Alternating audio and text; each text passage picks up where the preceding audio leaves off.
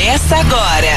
Bom dia, Rádio City. Um programa da CDL Santos Praia. Oferecimento Plano Santa Casa Saúde. Faça já o seu. 32266200. Realização CDL Santos Praia.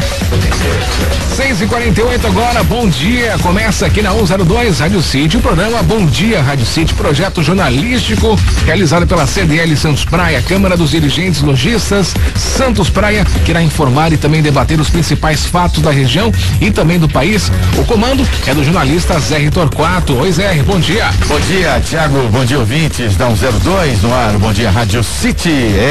Vamos juntos até às 8 da manhã, verificando aí os principais fatos, comentando, debate qualificado por conta dos nossos comentaristas. É uma satisfação tê-los conosco em mais uma edição do programa nesta quarta-feira, dia 24 de agosto de 2016. Lembrando que você pode participar do programa, interagir conosco pelo WhatsApp 997829970, o telefone 21045410 e o facebook.com/Bom Dia Rádio City. Na bancada, o comentarista que é empresário e advogado, João Vilela. Bom dia, João. Bom dia a todos.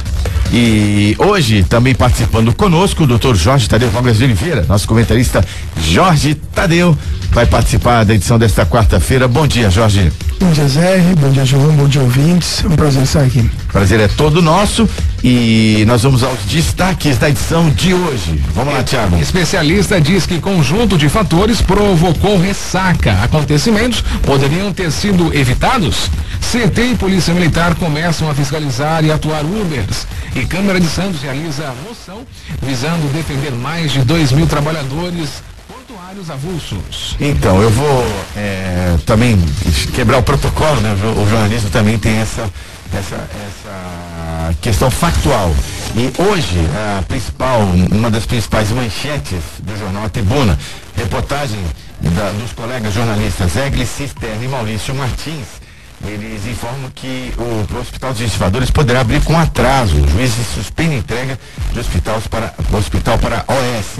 A abertura do Hospital dos Estivadores ficou mais distante porque a prisão contratuária de equidade abriu-se até o final de novembro, inclusive já abrindo seleção para contratar profissionais. O atendimento ao público pode atrasar. Uma questão judicial, mais uma vez, está de pano de fundo. Na última sexta-feira, a Fundação Pro Saúde contestou na Justiça o resultado da licitação para a escolha da OS, que vai administrar um hospital. Na verdade, a vencedora do processo foi a OS, ligada ao Hospital Alemão Oswaldo Cruz, de São Paulo. E o juiz José Vitor Teixeira de Freitas, da primeira vara de Fazenda Pública em Santos, ele acolheu o liminar da Pro Saúde. O questionamento diz respeito à forma de contratação de médicos. Segundo o pedido de liminar, o edital não previa modalidade de admissão, mas a prefeitura entrou em contato por e-mail com todos os participantes qualificados, perguntando qual seria. Dias depois, a entidade foi desqualificada e a justificativa era a forma de admissão dos médicos. A impetrante, abre aspas, está sendo penalizada por profissão administrativa desatualizada e ilegal, com isso deixando o poder público de alcançar seu objetivo, que é selecionar a proposta mais vantajosa para a administração, afirma a entidade. A petição. E afirma a entidade e a petição. A Prefeitura de Santos afirma que até a tarde de ontem não havia sido notificada e deve sofrer atraso, algo que é recorrente em processos licitatórios. E a Pro Saúde conseguiu seu intento e a Oswaldo Cruz, por hora, tem suspenso seu direito de administração do Hospital dos Estivadores. João. Pois é, sem entrar no mérito, porque deve ter mais detalhes ainda que a gente não conhece em relação a esse processo, porque é algo mais complexo do que isso, simplesmente. É mais um atraso e mais um equipamento necessário. Já foi inaugurado na época do antigo prefeito, do prefeito anterior, já foi inaugurado esse hospital, nunca entrou em operação, agora ia entrar novamente todo ano, era para entrar no final do ano, de todo ano que passou até agora e não entrou. É uma pena, porque nós precisamos de equipamentos médicos de qualidade. Aparentemente estava sendo um bom equipamento, agora começa a ter esses atrasos. Santos é uma cidade difícil para essas coisas, né? Não sei o que acontece, se é incompetência de quem faz o planejamento, o processo todo, ou se realmente a cidade é bem truncada nesse sistema, porque tudo que a gente vai fazer em Santos parece que vira uma lenda urbana. Você não consegue fazer uma ciclovia sem ter 1000 alterações no negócio, você não consegue fazer nada. O VLT, você tem tudo que você vai fazer. A ponte, então, é uma lenda, ponte ou túnel Santos-Guarujá é uma lenda. Aí vai ter um túnel ligando a Zona Leste e Zona Noroeste, começa aquela história, vai ter, pouco desaparece, a entrada da cidade é outra lenda, o que é o pior de todos, a macro-drenagem da Zona Noroeste, que é o que eu acho o maior problema da nossa cidade hoje, é a infraestrutura da Zona Noroeste. É incrível, não sai de jeito nenhum, ninguém consegue fazer nada. Não sei se é um problema mais político ou mais técnico, mas algum problema está acontecendo. É muita perspectiva de obra e de realização na cidade que não acontece. Isso frustra as pessoas e são equipamentos necessários. Eu não vejo tanta dificuldade para abrir um hospital, já levar mais de 8 anos praticamente, que começou no governo Papa, passou mais 4 anos nesse governo, tem acho que quase 8 anos no mínimo de tentativa para abrir um hospital, e reforma de novo, para de novo, volta de novo, muda projeto e muda tudo. É incrível, não consigo entender. Jorge? Bem, eu acho que é um equipamento bastante importante, só que é uma obra bastante arrojada da cidade. Você tem um hospital municipal desse porte, é um feito arrojado do ponto de vista administrativo, e eu acho que tem que ser apurado mesmo, porque se existirem algumas irregularidades no processo licitatório, tem que ser apurado. Essa questão de parceria público-privada é um processo que no Brasil ainda está em franco amadurecimento. A gente vê o tempo todo problemas nesses processos licitatórios. Eu acho que é um equipamento extremamente importante, como o João colocou, mas que ele precisa ser autossustentável e ele precisa estar no rigor da lei e das execuções mais corretas possível. E se for para se fazer uma apuração que limpe qualquer tipo de irregularidade, seja para quem for o vencedor do processo licitatório, melhor no médio e no longo prazo. No curto prazo, realmente é um equipamento necessário, principalmente considerando a saúde regional e não só municipal, que é bastante deficiente, mas eu acho que começar da maneira mais limpa e correta possível também seria um grande avanço. Agora, esse ponto da dificuldade de execução e principalmente de entrega de projetos estruturantes na cidade é uma incógnita mesmo, que beira a lenda urbana mesmo. Então, a ProSaúde, ela foi desqualificada antes de concorrer no processo, porque ela indicava a cotação de médicos no regime de pessoa jurídica, né? E foi entendido que não era válido participar desta maneira. Esse é o questionamento, né? Você sabe que as informações e que chegaram, os comentários de vocês, eles são eles têm um passo adiante, né? O João colocou de uma maneira, o Jorge também colocou, são informações que se complementam, é um conceito interessante, porque ambos estão certos, mesmo que a opinião não seja exatamente convergente.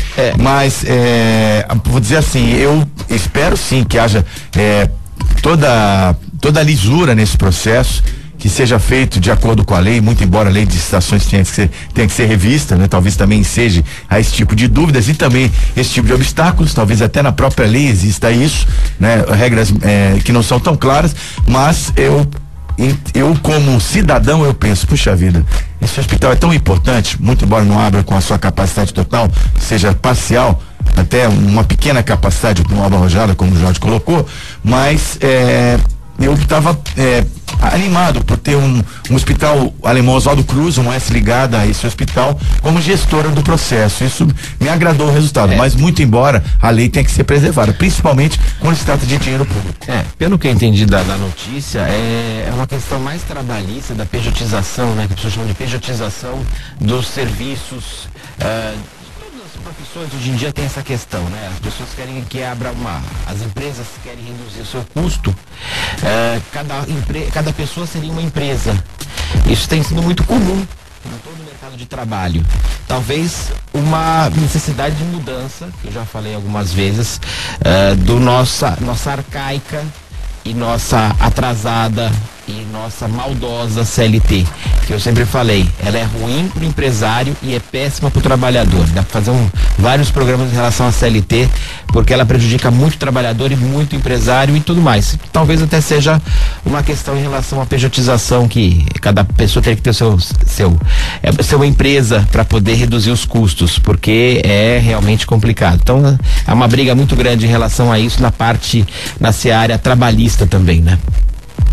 Mais alguma coisa a complementar? Sobre a questão das pessoas jurídicas, também é algo que tem que ser melhor debatido, como o João colocou. Muito. Né? Porque, por exemplo, você tem um longo prazo numa empresa, você é demitido, recebe uma indenização por isso. Ok. Aí você fala, puxa vida, eu acho que eu vou empreender. Eu vou ser uma pessoa jurídica, né? E vou viver disso.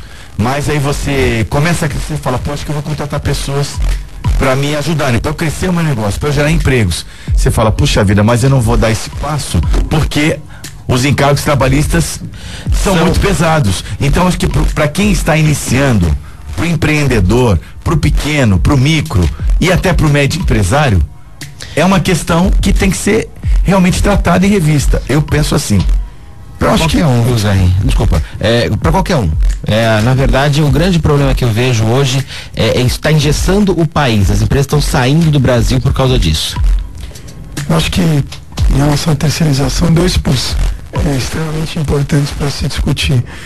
O primeiro é o porquê de todo esse protecionismo. Infelizmente, nós somos uma nação ainda extremamente jovem do ponto de vista democrático e republicano, e a gente sofre com essas mazelas e nivela as coisas por baixo. Então existe sim espalhado pelo Brasil uma tendência de precarização da vinculação de trabalho, e por isso criaram-se todas essas regras da CLT, que eu concordo plenamente que ela trava o Brasil.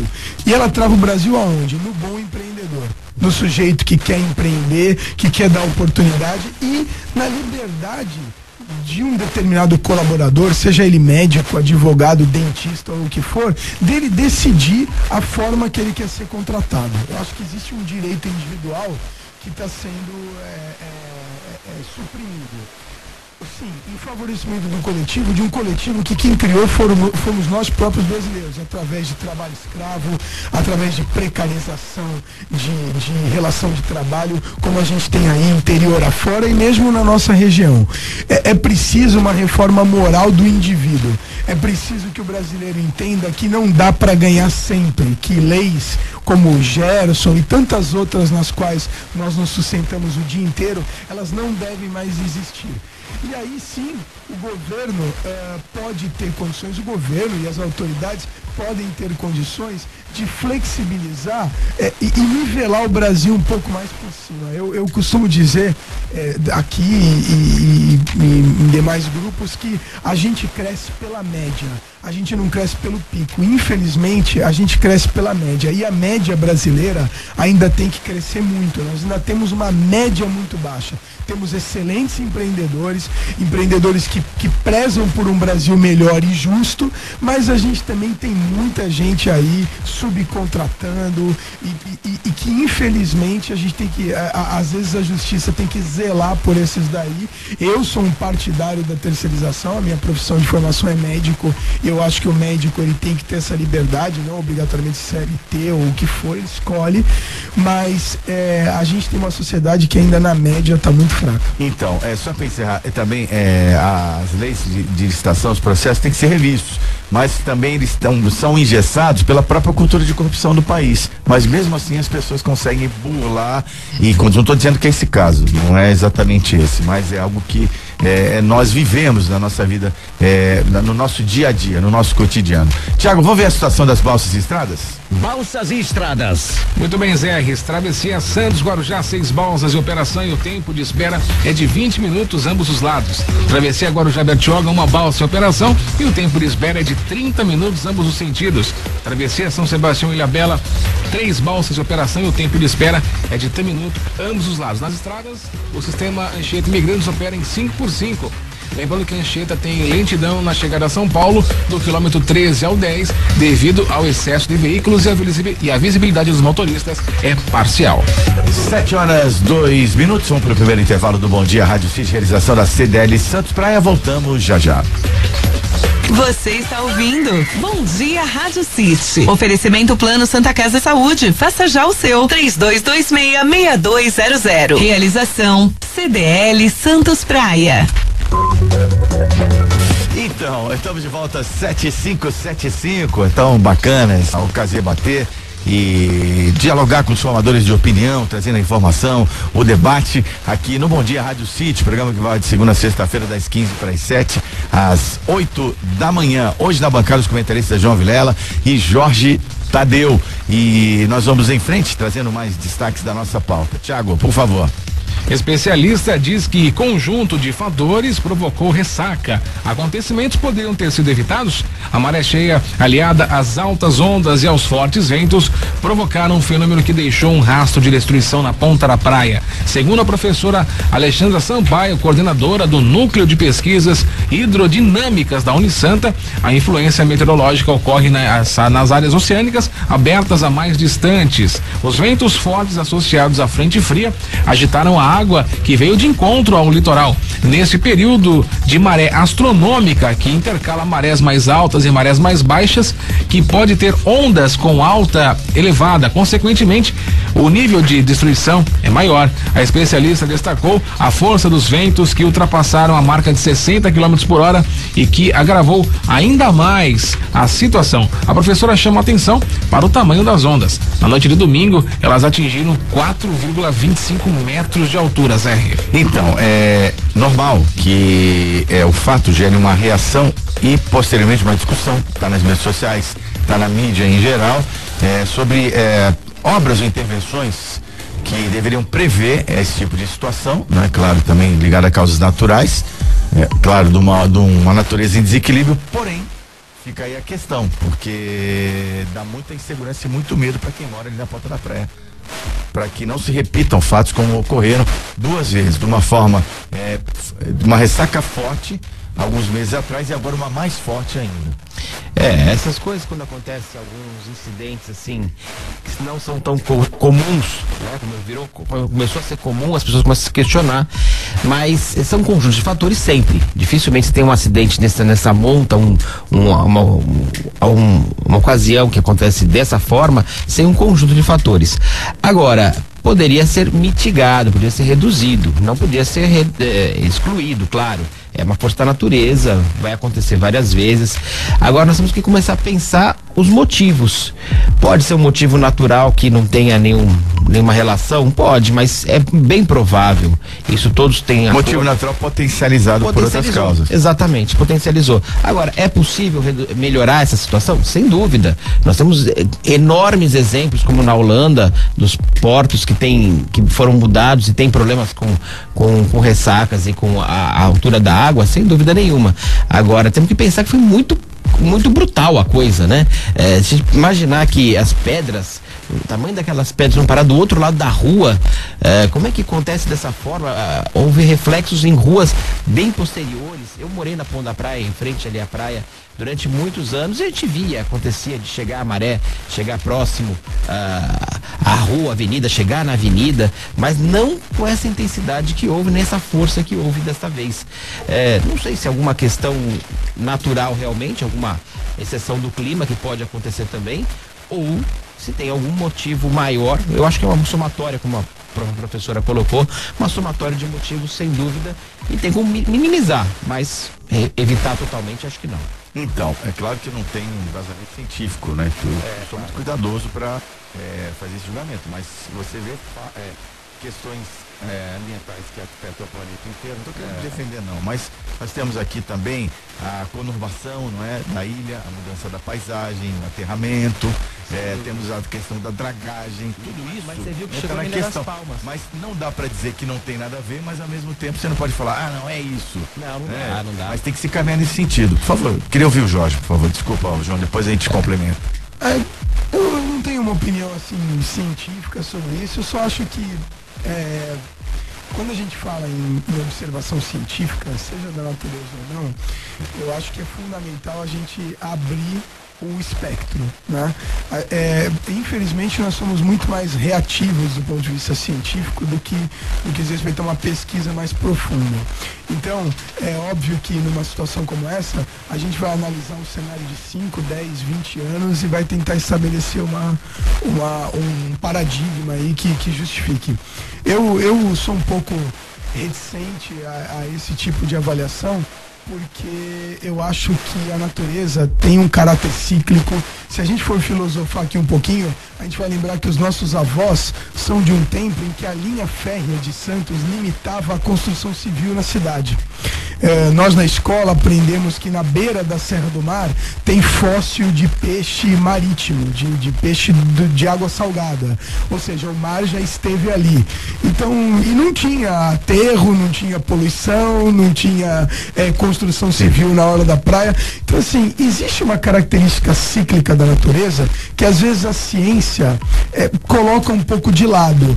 A camada de ozônio, que foi tão discutida na década de 80 e década de 90, existem correntes muito firmes que mostram que o aparecimento de alguns buracos nessa camada é cíclico, se a gente analisar o planeta Terra de uma forma um pouco mais longa. Então, eu não tenho dúvida de que o ser humano está ocupando mal o planeta em que nós vivemos. Nesse aspecto, mais uma vez, eu concordo com um trecho do filme Matrix, em que o arquiteto lá, quando está conversando com o Neo, fala que o ser vivo que mais se parece com o ser humano do ponto de vista da natureza é o vírus, porque a gente entra num local, consome aquele ambiente inteiro, morre junto com ele e pronto. O vírus é o único ser que tem esse tipo de comportamento. Uma bactéria, ela é capaz de viver com um ser humano, por exemplo, na nossa flora intestinal, e não mata a gente. O vírus vai lá, mata, morre junto com a gente, né? E eu acho que isso é fato. Mas existe um caráter cíclico que a gente não pode deixar de lado, e que talvez a gente, observando um pouco mais esse caráter cíclico, as nossas medidas podem ser melhores. O exemplo é o Projeto Delta. O Projeto Delta, que é o que foi citado pelo João nos Países Baixos para tentar combater a invasão do Mar do Norte, é um projeto da década de 50 que durou 30 anos para ser executado, e que ele foi isso, enxergar que esse Mar do Norte, independente do que eu fizer, ele ia invadir por causa de uma questão de nível do mar em relação à terra.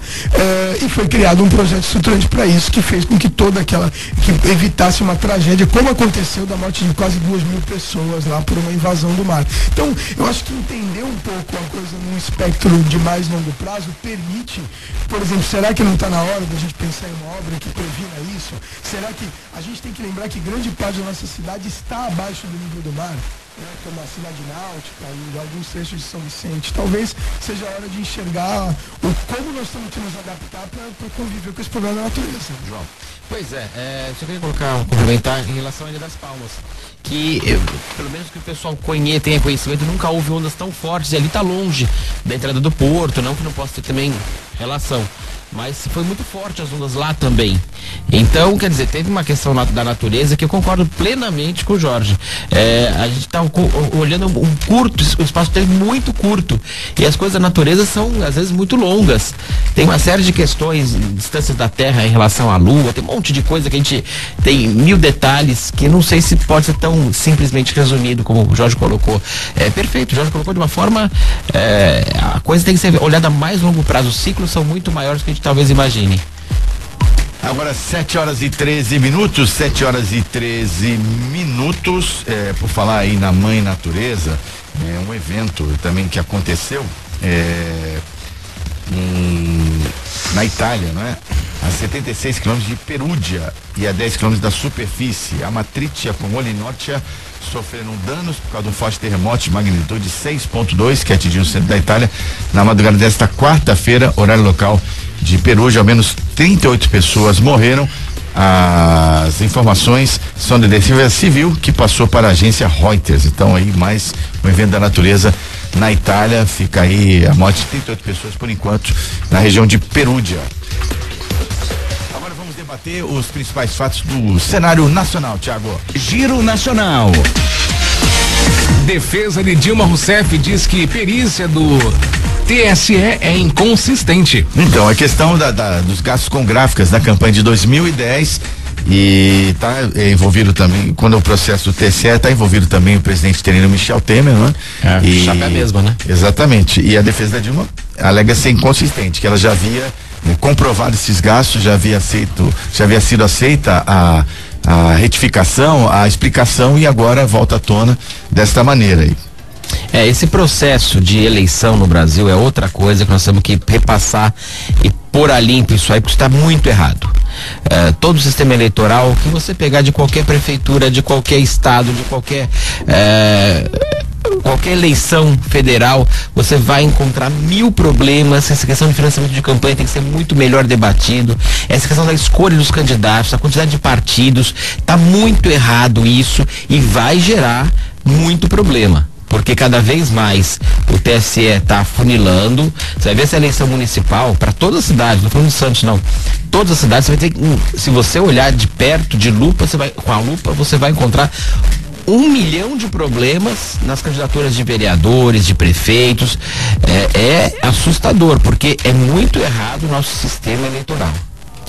Eu acho que, assim, em relação a Dilma, eu acho que falta algum bom samaritano encostar do lado dela uns 15 minutos, tomar um café e falar, sai, para, chega, já passou de todos os limites, cada dia eles vêm com um novo embargo, com uma nova justificativa, com uma tentativa, né? Se fosse em prova de vestibular, eles iam toda hora tirar 0 em redação por fugir do tema, né? Eles fogem do tema o tempo todo, né? E não tem ninguém para ir lá dar 0 para eles na redação. E em relação à questão política, eu acho que é o que nós estamos vendo agora. Existe um total descaso com a responsabilidade que um candidato eleito precisa ter. Me desculpem os bons candidatos, mas virou a zona. Todo mundo acha que pode ser um representante da opinião pública. Ser político, gente, não é brincadeira, entendeu? É a mesma coisa que eu acordar e falar assim, hoje eu vou ser neurocirurgião. Não é assim, não se acorda e decide ser neurocirurgião. É preciso um preparo, é preciso um conhecimento do que se vai fazer. Não adianta ir lá só para pegar mais cargo, para arrumar mais emprego, família. Eu tô cansado disso. Tá todo mundo cansado. Eu acho que esses candidatos têm que enxergar esse tipo de coisa, sabe? Que ninguém mais aguenta isso. Que ninguém mais aguenta alguém defender a causa do pãozinho de cará do Canal 8, entendeu? Tem que acabar com isso e entender que precisa de responsabilidade individual. Por favor, quem não tem preparo, quem não tem condição, não se candidata, não se propõe a fazer algo que não vai conseguir fazer. Faça como um bom profissional, que se prepara para isso, e não essa zona que está sendo. E ainda agora, com essa questão, não se tem uma solução, porque quando a campanha precisava ser patrocinada, houveram desvios, etc, etc, etc. E como eu sou isento de candidatura e partido, hoje eu posso falar com o maior prazer. Agora que tem toda uma regra, agora que virou zona, qualquer um abre uma página no Facebook, cria uma corrente no WhatsApp e virou candidato, sabe lá de que causa, sabe lá com que preparo. Então, assim, eu temo pelo que pode acontecer, porque nós estamos numa cidade em que 2.000 votos elegem um candidato. Entendeu? Então, o que vai ser eleito? O que vai ganhar a eleição? O que vai representar? Como que nós vamos pensar em obra estruturante, como nós estamos falando até agora, se nós não tivermos um preparo de Câmara? Então, assim, essa questão é problemática. E, mais uma vez, é do indivíduo para a sociedade. Se eu tivesse a capacidade individual de me autocriticar para definir o que eu posso ou o que eu devo fazer, talvez muita coisa seria melhor para o coletivo. Não, sem dúvida, o Jorge colocou perfeitamente, não tem como falar diferente. Se eu for pegar e for fazer uma cirurgia, eu vou matar o cara com toda certeza. Aliás, eu não vou nem saber começar. Então, preparo é fundamental. Então, se a pessoa tiver, eu acredito muito que teria que uma legislação, eu sei que parece uma utopia, mas eu acho que tem que ter uma legislação com provas e responsabilidade dos partidos. Reduzir o número de partidos, sem dúvida nenhuma. O partido tem que ser responsável pelo seu candidato. Se a vaga é dele, a vaga é do partido, não é do candidato. Então já foi definido isso. Então não dá para você jogar um monte de gente para fazer fator eleitoral, para jogar qualquer coisa para entrar 3 ou 4 de 30 ou 40 e depois você não tem responsabilidade sobre aquela pessoa que entrou ali sem menor noção. E a coisa é gravíssima, porque você tá lidando ali, a pessoa tem ideia que o vereador não faz nada e fica lá. Não é para ser isso, pelo menos. É para chegar lá e você tem que fiscalizar o dinheiro público. Você fiscaliza o dinheiro da receita do executivo. Essa é a principal função do vereador. E as pessoas não têm noção como começa a fazer isso, como eu não teria noção como começar uma cirurgia. É justamente essa que é a questão. O Jorge colocou num ponto perfeito. Não dá para você acordar no dia seguinte e falar, você é vereador. Tem que ter preparo, sem dúvida, tem que ter uma escolha anterior, tem que ter prévia. Tem que ter prévia nos partidos, tem que ter prévia no sistema eleitoral, para poder colocar pessoas que se candidatem com qualidade. São Paulo derruba a norma que fixava número ideal de policiais e evita pressão. Então, segundo o sindicato, faltariam 8.000 policiais, né? E essa norma não atenderia essa necessidade. Santos teria que ter, por essa normatização, 513 policiais. E seria também necessário aumento de policiais, civis e investigadores, principalmente, né? Mas será que o que resolve a questão é o número ou a política de segurança pública e a forma de utilização dessa força policial para atender seus objetivos? Eu estava ouvindo falar por exemplo, do sindicato dos policiais civis ou coisa semelhante. Ele está falando que pelos policiais civis faltariam 13 mil no estado de São Paulo. É assustador, porque eu vejo o trabalho da polícia enxugando gelo. É um trabalho de enxugar gelo. Há uma questão de legislação que também é outra legislação que tem que mudar completamente no país, que é essa questão penal que beneficia uma série de bandidos, apesar de nós termos o 4º maior contingente de pessoas presas no mundo, né? Há uma questão muito grave na questão da lei, que é muito complexa e tem uma discussão muito maior, mas a falta de policiais acho que é mais questão de enxugar gelo. Falta um pouco mais, falta. Eu tenho parentes meus, delegados, então eu fui acostumado a investigadores, amigos meus, então a gente começa a saber como é que funciona a coisa na prática. O grande problema que eu vejo é esse enxugar gelo. Você acaba trabalhando 20 vezes pro mesmo cliente, que é o bandido. Aquele cara, ele fica solto toda vez, ele volta de novo para cometer a infração, cometer o ilícito, cometer o crime, e aí é complicado, porque o policial fica 20 vezes fazendo um retrabalho, e esse retrabalho leva tempo e acaba atrapalhando o resto, né? E também feito o trabalho, muitas vezes a pessoa é solta, né? Com maior facilidade. Esse é o problema. É justamente, ele pega o mesmo cara, ele é cliente do policial, e não é pra ser assim, né? Então, até eu às vezes proponho aqui, né, claro, até uma espécie de provocação, mas entendo que bem equilibrada, né? A pauta hoje seria segurança pública ou insegurança pública? Como é que a gente chamaria essa editoria? E algo que também chama atenção, a questão de policiamento, da sensação de segurança, da proteção da sociedade.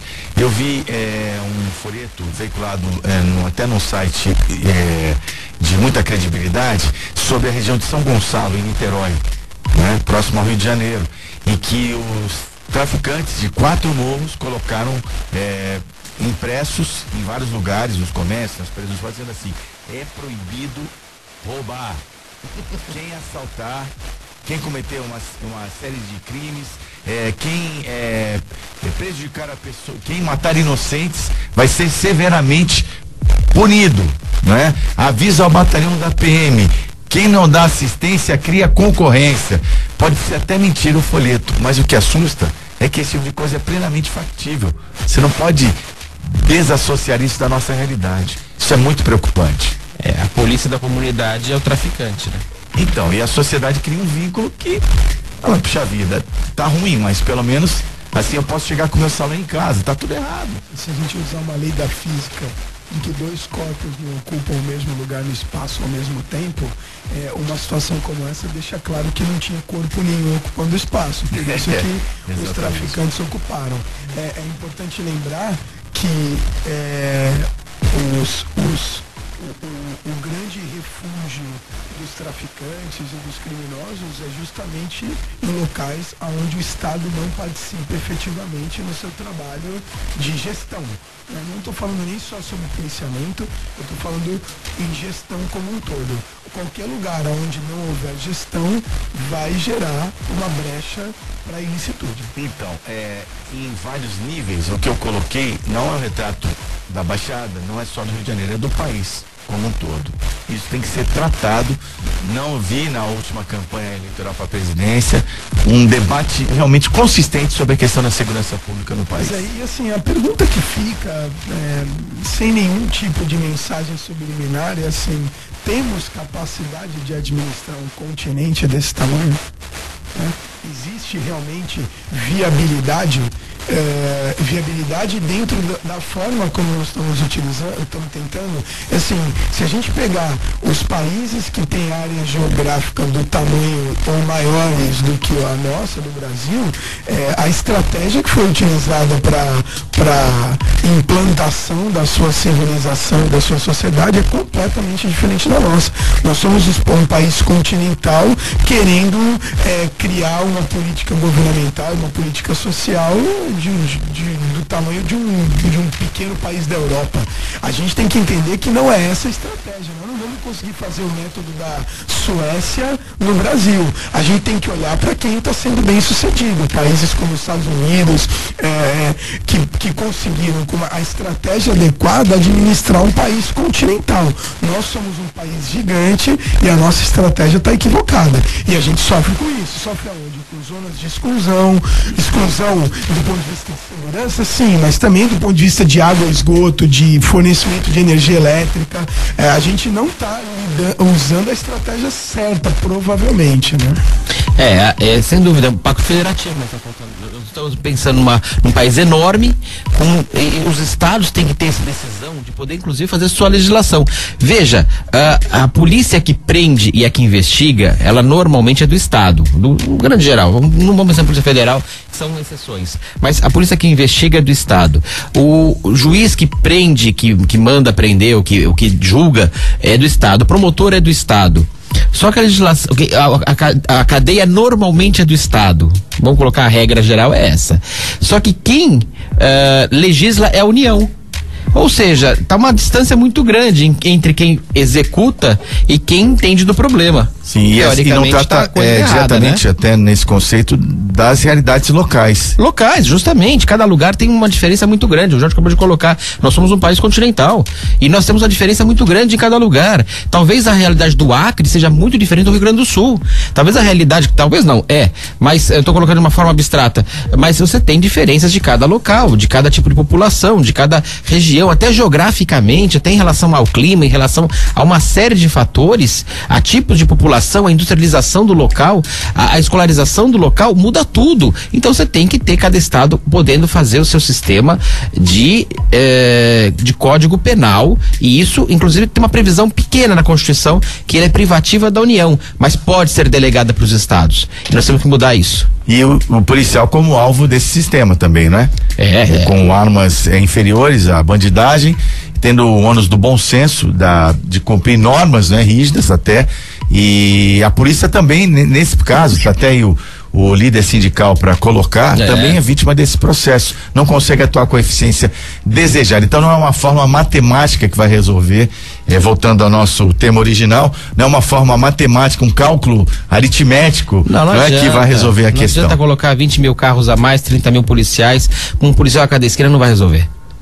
Ministro do STF, Gilmar Mendes, pede freio a procuradores. Então, ele diz o seguinte, fora também falar que a ficha limpa foi feita por bêbados, o ministro do STF, presidente do TSE, chegando, né, nos últimos dias, pede freio a procuradores, chegou a chamá-los de falsos heróis, até por conta da defesa do Dias Toffoli, que foi citado, não é? Criticou muito o Ministério Público Federal por meio dos procuradores, mas eu fico pensando, ouvindo, analisando, será que de certa forma, muito embora os exageros por parte do Ministério Público também, eles não são semideuses, mas falsos heróis, eu acho que é demais tratar assim, não é? A Procuradoria-Geral da República e os próprios promotores, mas Será que também eles não estão tirando um pouquinho de uma certa zona de conforto do Supremo? Isso está incomodando?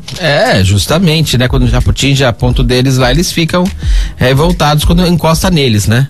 Então talvez falte um freio também. Não concordo com essa questão STF, de falsos heróis, não. Não, mas talvez falte um freio nessas falas do STF também, né? Acho que quem não deve não teme. Se a gente for for liderado por pessoas que são limpas sob o aspecto legal, melhor pra gente. Eu quero mais que apareça tudo mesmo. E a sensação que dá do ilustre ministro aí, Gilmar Mendes, é que ele tá no último ano de faculdade, né? Então ele pode tudo, ele faz chopada, faz churrascada, ele fala o que ele quer, porque ele é o semideus, né? A sensação que eu tenho é essa, que daqui a 15 dias ele vai se aposentar, então ele agora tá dando tiro pra tudo que é lado, porque não é possível uma pessoa que tem a responsabilidade que ele tem de ser um dos membros da Suprema Corte Brasileira soltar o freio dessa maneira e sair falando desse jeito. É uma pena que não dá para processar ele por calúnia e difamação. Quem sabe assim ele ficasse mais sossegado. Porque eu acho que assim, pegar o microfone e falar qualquer besteira e dar um parecer às vezes ofensivo, a gente tem que lembrar que graças a Deus que o Ministério Público e que a tão criticada República de Curitiba está fazendo alguma coisa pela nossa sociedade. É o Poder Judiciário e o Ministério Público bancando a polícia. Se não fosse eles, a gente tava aí ainda na mão desse bando de corrupto que tem no nosso país, usurpando do Brasil, quebrando o nosso país.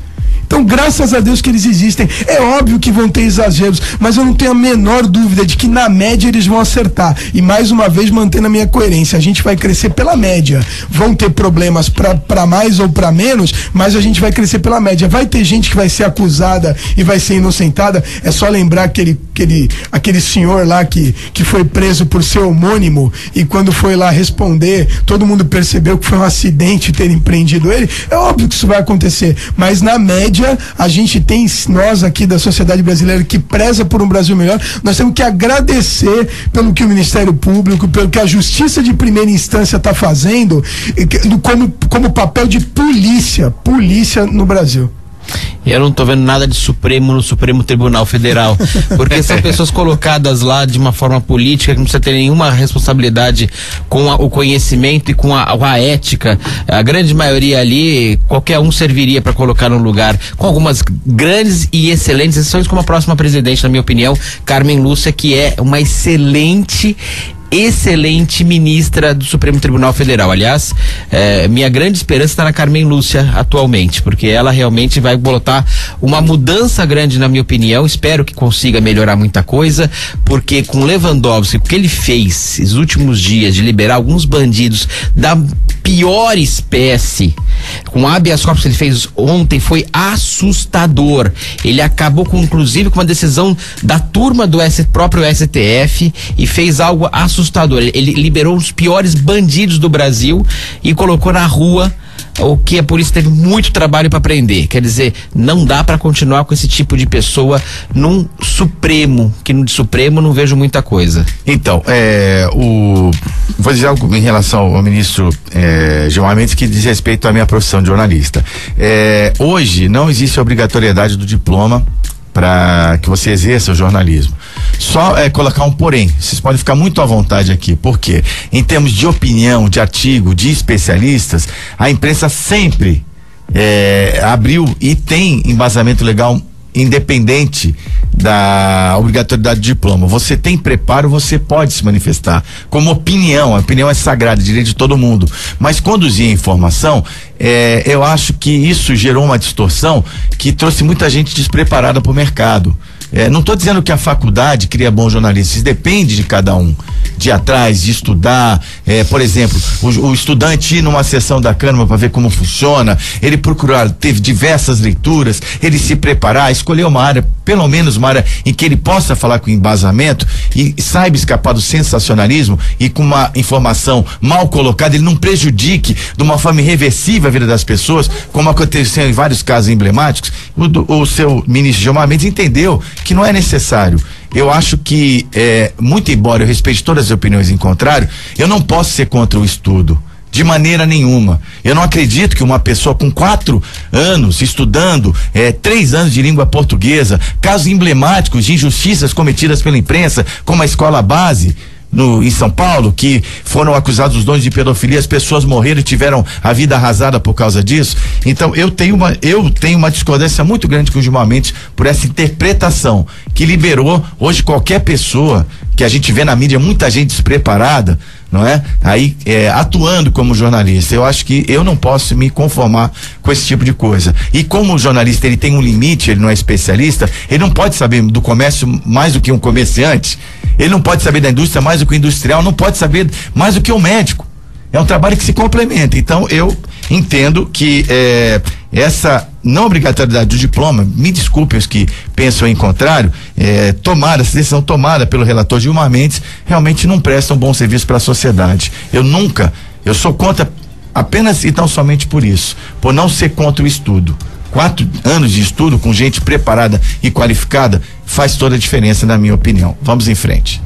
Taxa de doadores efetivos de órgãos aumenta, mas está longe do ideal. Jorge, você que é médico, essa coisa da taxa de doadores efetivos de órgãos teve um aumento. Como é que você vê esse cenário? Está longe do ideal ainda?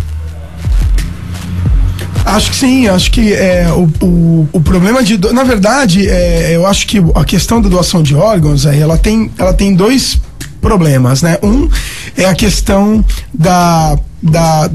dos rigores, da forma que se tem para poder doar. Eu me lembro que surgiu aquela recomendação de que você poderia colocar no seu RG ou na sua certidão de trabalho, na sua certidão de classe, que você era doador de órgãos, mas isso já não é obrigatório. A família pode negar essa doação mesmo que ela esteja declarada. Então, assim, existe uma questão legislativa, mas também existe uma questão de estruturação. Você pode ter um aumento dos doadores, mas efetivamente você precisa ter um aumento da boa utilização desses órgãos doados. E o Brasil ainda tem uma concentração muito grande dos centros que são habilitados para a realização de transplantes dos órgãos doados, sob o ponto de vista geográfico, voltando ao caráter continental.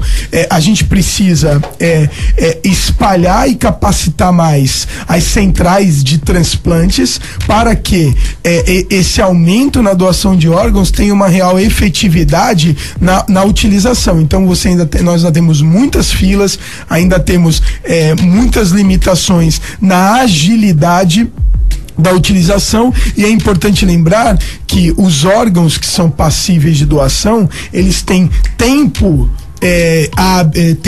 de viabilidade da utilização daquele enxerto com transplante diferentes. Então você tem pele que pode ser armazenada, você tem osso que pode ser armazenado, córnea, mas você tem órgãos que uma vez definido que vai ser doado, você tem horas para trabalhar o receptor e realizar o deslocamento do órgão para transplante. Então você precisa criar uma rede com uma agilidade muito maior, com uma eficiência muito maior, para que esse aumento da doação tenha real impacto nos transplantes. Acho que o Jorge falou tão bem que eu não vou falar mais nada, porque é coisa que quem entende. Então, prefiro nem falar mais. Pode falar sim. Colocou tudo perfeito. Eu fiz aqui na manifestação. Não tem o que falar da questão, realmente o que o Jorge colocou. Acho que falta uma conscientização também nesse sentido, né? Existem vários problemas. Vou dar um exemplo aqui só pra gente polemizar um pouquinho, né? Para você viabilizar a doação de órgãos como rins, coração, fígado, intestino, pulmões, esses órgãos não podem parar de funcionar. Somente quando eles forem submetidos a uma solução que faz com que eles parem para poder ser transportado para outro local. Vou dar um exemplo do coração. O coração ele é imerso numa solução que faz com que ele relaxe e ele fique parado por algumas horas até ele ser colocado no receptor.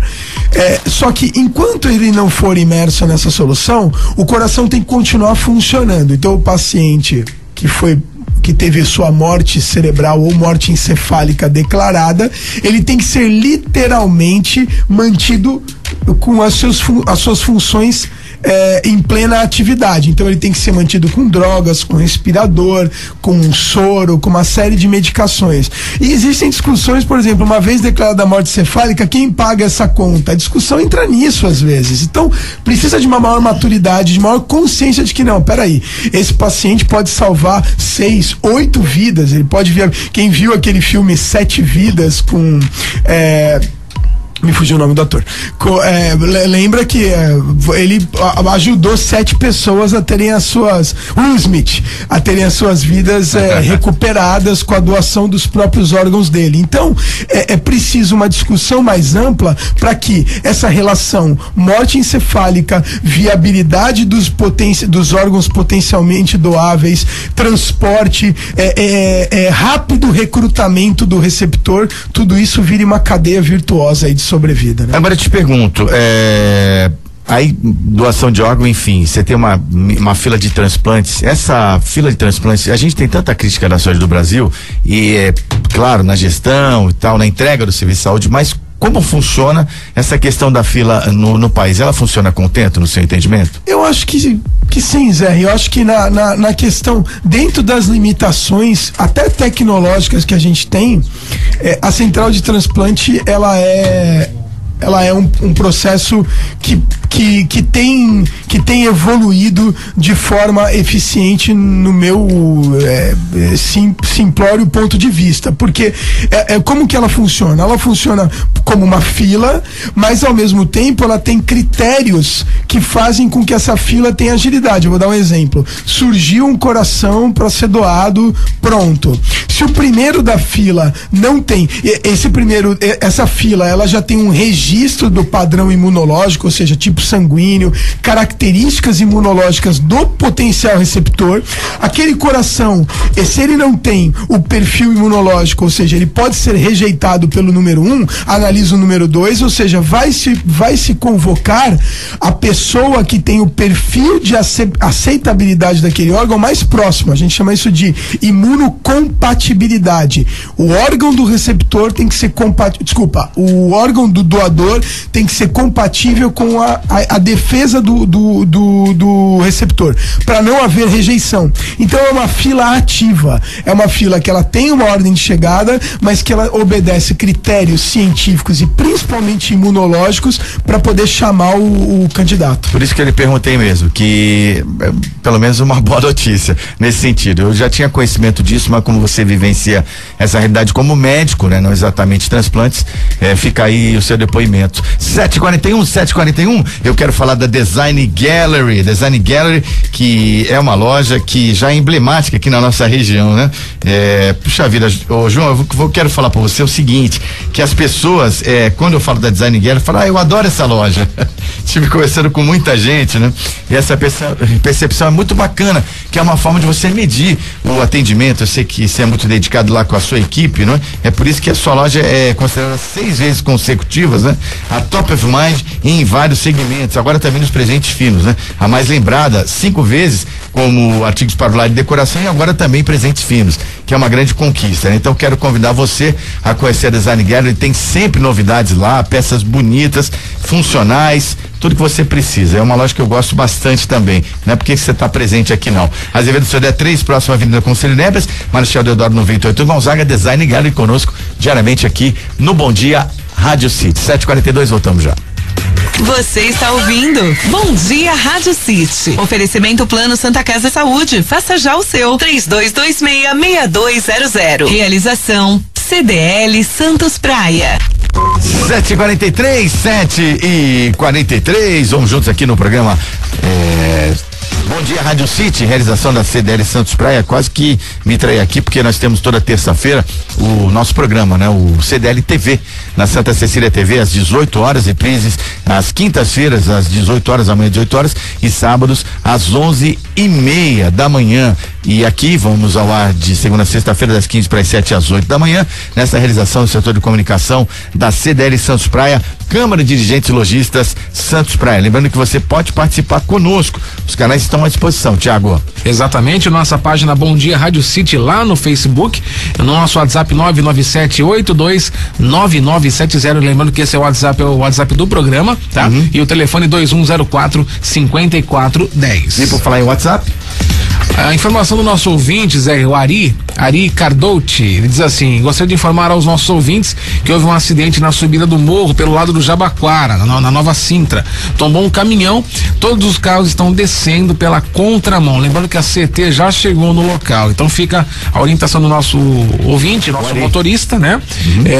Quem tiver aí necessitando usar a rota morro, né? Então, para dar uma segurada aí, então tentar uma rota alternativa, porque a situação tá complicada. Muito bacana, Ari, obrigado. É uma das vocações da rádio, é isso mesmo, a integração aí com as informações e também a prestação de serviço. E já te falei, por falar em WhatsApp, né? Agora eu te pergunto, por falar em motoristas. Ao falar aqui da CT e a Polícia Militar começam a fiscalizar e também atuar os Ubers. A medida visa, através de atuações, coibir o serviço que é proibido da cidade por lei municipal. A multa será de R$1.500 e o condutor terá o veículo guinchado. Durante o encontro entre taxistas e o prefeito de Santos, a CT garantiu que disponibilizará 250 agentes para intensificar a fiscalização e aplicar flagrantes no transporte que não é legalizado no município. Toda a ação será realizada com o apoio da Polícia Militar, uma vez que a CT não é permitida efetuar o flagrante. Olha, deixa eu polemizar um pouquinho em relação ao Uber, que já falou muita coisa, todo mundo fala muita coisa. Da forma que está, não é possível ter um sistema de transporte como o Uber, mas é possível algumas coisas diferentes que a gente está pensando. Eu posso, por exemplo, montar uma empresa de carros de aluguel com motorista e fazer o contrato pela internet. É possível? É possível. Agir como táxi não é possível. Então, é possível ter um sistema do Uber legalizado? É possível e constitucionalmente é possível. Aliás, a prefeitura deve ter regulamentado dessa forma, porque facilitaria muito. Porque o Uber não quer ser legalizado, porque se ele for legalizado, ele vai ter uma série de problemas e não vai conseguir operar dessa forma que é feito, não vai ter retorno para os seus motoristas, inclusive. Então, o que seria uma situação ideal, legalmente falando? Você teria que abrir uma empresa, uma pessoa abrir uma empresa, como eu posso abrir uma empresa, de carros de aluguel. Pode ser todos pretos, todos amarelos, todos verdes, ou da cor que eu quiser. Eu posso fazer um contrato pela internet? Eu posso fazer um contrato pela internet. Eu posso ter motoristas que façam essa disponibilidade? Posso ter motoristas, mas legalizado como uma empresa de carros com aluguel, com a prestação de serviço de motorista, não como táxi. Táxi não dá. Táxi é uma concessão de serviço público. São coisas diferentes. Então é uma discussão tão grande, pode, não pode, pode, não pode. É possível, mas da forma legalizada. Que o Uber também não quer. Então, é possível fazer um sistema desse, sem dúvida nenhuma, e é uma coisa antiga. Há quantos anos a gente não conhece sistema de carros para levar a noiva, por exemplo? Ou de carros que possam levar de fretamento. Pode ser feito, mas aí tem que estar tudo regulamentado pela Artesp, tem que ter toda uma regulamentação e uma fiscalização do poder público. Eu achei que legalizar, mas dessa forma que é possível. Então, você já ouviu falar de algum noivo que deu o endereço errado pro motorista? Pois é, pode ser. Brincadeira. Então, Jorge, o que você pensa dessa questão Eu acho que essa é uma discussão que ainda vai ter vários capítulos, né? A gente está falando de uma evolução, né? De um novo produto, um produto que entra em conflito com todo um status, né? Com toda uma situação já secular, que é o modelo de transporte por táxi. Então eu acho que até isso aí amadurecer, isso não é um problema somente nosso, não. Existem inúmeras cidades dos Estados Unidos e de países da Europa que ainda discutem também da mesma forma calorosa essa discussão. Existem estados que autorizam, existem países que não autorizam, existem locais onde o táxi e esses aplicativos convivem normalmente. Eu acho que é um processo evolutivo, é um processo de maturação, vai ter bastante discussão. Porém, eu acho que também cria aí dá uma sacolejada em algo que num determinado segmento que também estava bastante estagnado. Então eu acho que também não acho totalmente ruim, não. Principalmente nessa questão de viabilidade de conforto, de prestação de um serviço melhor, né? Eu sou daquela frase de que todo monopólio é burro, né? Então essa quebra desse monopólio conceitual eu acho que vai fazer bem para a sociedade. Desde que haja regras, né? Com regras, sem dúvida. Em termos de, principalmente fiscalização dos veículos. O diferencial... situação dos motoristas, né? E assim, tem que o diferencial e até além, né? Fazer exames de uso de drogas e o diferencial competitivo, enfim. Ele não pode ser a ausência de lei e a ausência de regra, né? E isso eu acho que é o que depõe um pouco contra esses aplicativos. Eles se aproveitam da falta da regra. Eu acho que eu tenho que competir em patamares de regras parecidos, né? Então estabelecer regras e leis, diretrizes é fundamental para que a competição seja mais leal e que não seja uma competição desleal aí entre uns que têm muitas obrigações, têm direitos também, mas têm muitos deveres, e outros cujos direitos e deveres estão mais flexíveis. Eu entendo o pleito dos taxistas, mas como eu disse ontem, que eles entendam que essa é uma oportunidade para aprimorar o atendimento e o serviço. Vai ajudar muito nessa escolha do consumidor, evidentemente que quer pagar mais barato, né? Bom, vamos agora às novidades do esporte. Vamos lá com o nosso amigo. É isso aí, Ricardo Martins. Giro Esportivo. Bom dia, Ricardinho. Opa, legal, bom dia, Zé. Grande abraço a você, ouvinte ligado na Rádio City FM. Hoje tem Copa do Brasil, hein? Logo mais, 7h30 da noite, na Vila Belmiro, o Santos Futebol Clube enfrenta o Vasco da Gama. Jogo de ida das oitavas de final. E olha, fica aqui o convite, hein, pro torcedor do Peixe. O Santos veio de derrota no Campeonato Brasileiro, perdeu pro Curitiba 2-1 no último domingo, mas hoje vai ter equipe completa. A última vez que isso aconteceu foi no dia 8 de maio, hein, quando o Santos venceu o Campeonato Paulista 1-0, gol de Ricardo Oliveira. Vanderlei no gol, Vitor Ferraz na lateral direita, Luiz Felipe, que agora é titular, David Braz é reserva, Gustavo Henrique Zeca, esse setor defensivo, o meio-campo com Thiago Zito Maia, Renatinho e Lucas Lima, na frente, Vitor Bueno, Gabigol e Ricardo Oliveira. O jogo é às 7h30 da noite na Vila Belmiro, e eu repito, hein, pro torcedor do Santos que quer acompanhar o time titular, hoje é um daqueles dias que vale a pena comparecer em Urbano Caldeira, viu, Zé? Então, e os olímpicos aí vão ficar no Santos? Então, Zé, com relação ao Thiago Maia, né, o Santos Futebol Clube aguarda aí até uma proposta para vender o Thiago Maia. O Zeca já chegou a proposta do Paris Saint-Germain, e com relação ao Gabigol, a informação que eu tenho é que nas próximas horas o Gabigol deve comunicar ao Santos que vai aceitar uma proposta milionária do futebol europeu. O Santos, que ontem conseguiu, né, através da justiça, liberar o dinheiro da venda do Giovani, e deve colocar o salário em dia. Há 2 meses que estão atrasados os direitos de imagens lá, viu, Zé? Parece que agora vai regularizar. Mais uma novidade aí, Ricardinho, do esporte pra gente? Eu acho que é isso, né, Zé? O jogo hoje na Vila Belmiro pela Copa do Brasil. Lembro você que amanhã também, amanhã não, na verdade hoje à noite, né, 21h45 no Morumbi, o São Paulo Futebol Clube, que não terá Rodrigo Caio, que está indo por Valência, pro Sevilha da Espanha, vai jogar com o Paulo Henrique Ganso, enfrenta o Juventude, também Copa do Brasil, viu, Zé? Ô, Ricardo, para encerrar, Jogos Paralímpicos, né, fim das Olimpíadas, havia uma preocupação com os ingressos, mas felizmente, né, já houve aí um grande acréscimo, mais de 100 mil, 500 mil, né? Isso. Cerca de 100 mil ingressos vendidos num curto prazo de tempo. Você que teve lá, acho que é uma oportunidade de prestigiar não só os Paralímpicos, mas viver aquela atmosfera fantástica lá do Parque Olímpico, enfim, não é? Isso não tem preço, viu, Zé? Realmente, quem puder ir para o Rio de Janeiro acompanhar os Jogos Paralímpicos vai ser espetacular. Lembrando que o Brasil tem a projeção é de ficar entre os 5 primeiros colocados, e cada disputa, né? Cada atividade que a gente vê dos esportes é uma história de superação espetacular. Eu tô contigo aí, acho que vamos ter um bom público. Lá no Rio de Janeiro já se falava, viu, Zé? As escolas, né, municipais devem ter os seus alunos acompanhando os Jogos Paralímpicos. Eu volto amanhã para falar mais de esportes aqui dentro da Rádio City. Para o Armazém 26, materiais elétricos, hidráulicos e limpeza, Centro de Santos, Praça da República 36. Você liga, a gente entrega e não cobra nada. 3221-3396. 3221-3396. Armazém 26, materiais elétricos, hidráulicos e limpeza, e você encontra o café e também o açúcar. Um abraço, até amanhã. Tchau, Zé. Obrigado, nosso especialista em esporte, repórter Ricardo Martins, às 7h53. Vamos lá, Thiago. Olha, um serviço de utilidade pública aqui, Zé, o nosso ouvinte aqui, o Márcio, ele pede um favor pra gente aqui. Na madrugada dessa terça-feira, de ontem pra hoje, ele teve a sua moto roubada na frente de casa, no bairro lá da Zona Noroeste, tá? A moto é uma Honda Titan Prata 2006 com placa DPT 4971. DPT 4971, uma Honda Titan Prata roubada nessa madrugada na Zona Noroeste. Mais informações, entrar em contato com a polícia, né? Fazer aí exatamente a sua denúncia pelo 90.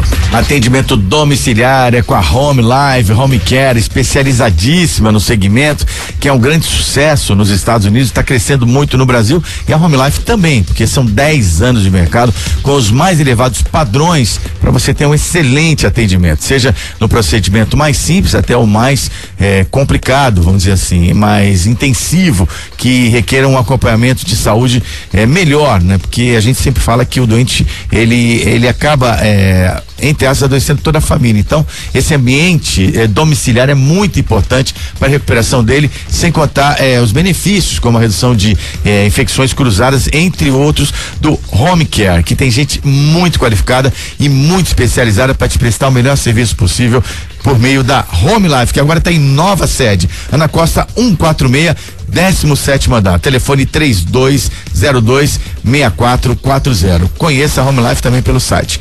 homelife.com.br. Câmara de Santos realiza moção visando defender mais de 2.000 trabalhadores portuários avulsos. O Legislativo Santista defende que o sindicato patronal mantenha negociações com o Sindestiva, visando rever a possibilidade da utilização de mão de obra na proporção de 50% de avulsos e 50% de vinculados. Segundo o presidente do Sindestiva, as negociações foram trancadas pelos terminais. Segundo o Ney da Estiva, trabalhador avulso que não dá prejuízo nenhum, é só ganhar quando trabalha. Nem for categórico, né? Foi categórico. Querem acabar com esses postos de trabalho de avulsos e ter trabalhadores com vínculo empregatício. Entretanto, numa categoria em que há mais de 3.000 trabalhadores, querem empregar 300, cerca de 10% dela, causando desemprego, mais de 2.000 trabalhadores desempregados. Então, a proporção agora, não é de 30 por 60 vinculados, 30 avulsos, e o sindicato requer a paridade. O Legislativo Santista se posicionou nessa questão. É engraçado que a gente estava discutindo a primeira matéria em relação aos médicos que não poderiam ser avulsos, e agora a questão é poder colocar o avulso.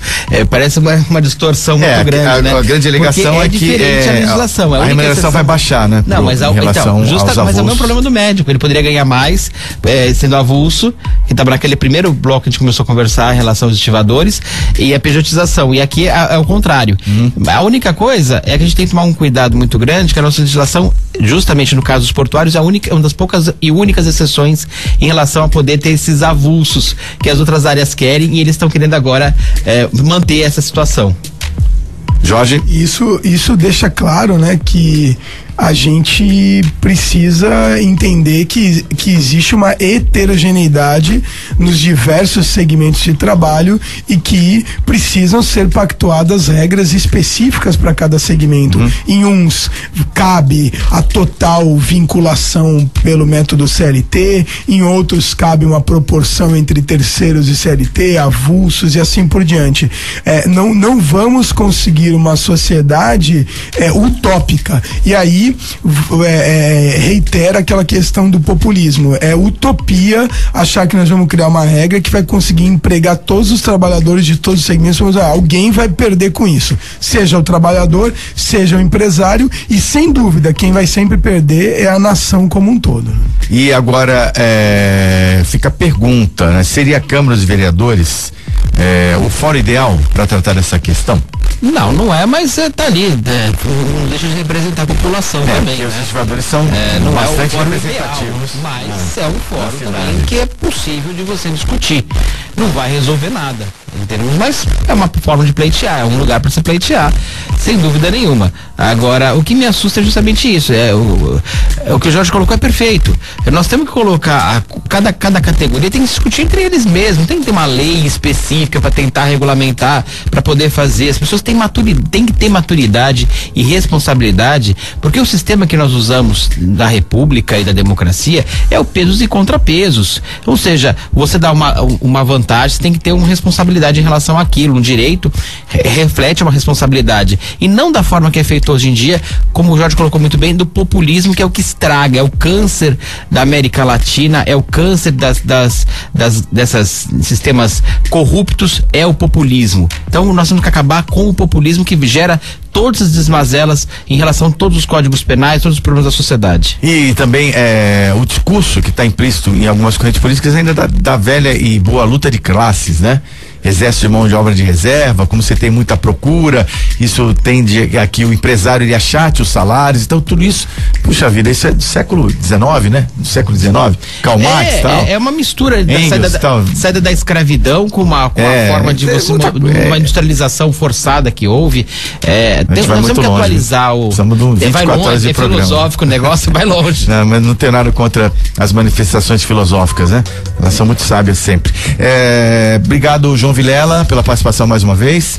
Obrigado a todos, um prazer estar com o Jorge aqui, realmente com um comentário muito pertinente e bem adequado. Ok, Jorge, muito obrigado, assina embaixo aí que o João colocou, e você também hoje contribuindo muito pro debate, João, com certeza. Obrigado. Obrigado, Zé, e obrigado, João, foi um prazer estar aqui, é sempre um prazer estar por aqui, um bom dia a todos os ouvintes e um ótimo restante de semana. É isso aí, obrigado, Thiago Ferraz, até amanhã, obrigado à nossa produção, obrigado a Luciana Cabral, que também atuou atendendo os nossos ouvintes pelo telefone aqui da Rádio City, no nosso projeto que é uma realização da CDL Santos Praia. O Bom Dia Rádio City fica por aqui, volta amanhã às 15:07 no seu rádio. Um grande abraço e até lá.